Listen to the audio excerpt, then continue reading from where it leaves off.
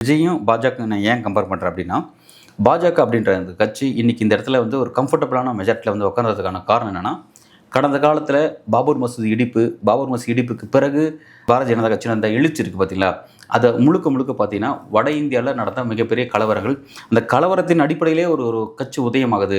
ஒரு குறிப்பிட்ட 80% மக்களுக்கு வெறும் 20% மக்களால் பெரிய ஆபத்து இருக்குன்ற ஒரு நெரட்டிவை செட் பண்ணி, அதன் அடிப்படையில் இந்தியாவில் வந்து மிகப்பெரிய ஒரு தனிப்பெரும்பான்மையோட ஆட்சியை கைப்பற்றுற அந்த டாக்டிக்ஸ் இருக்குது பார்த்தீங்களா, அந்த டாக்டிக்ஸை நம்ம பார்க்கும்போது நம்ம அதை எப்படி புரிஞ்சுக்க வேண்டியது இருக்குன்னா, வட மாநிலம் அந்த அரசியல் வந்து சக்ஸஸ் மாடல் ஆகிடுச்சு. பாஜக ஆட்சியர்களை கொண்டு வந்து உட்கார வச்சிருச்சு. ஆனால் தமிழ்நாடு போன்ற தென் மாநிலங்களில் அவங்களால அந்த மாதிரியான ஒரு மாப் கல்ச்சரை இங்கே வந்து உருவாக்க முடியல.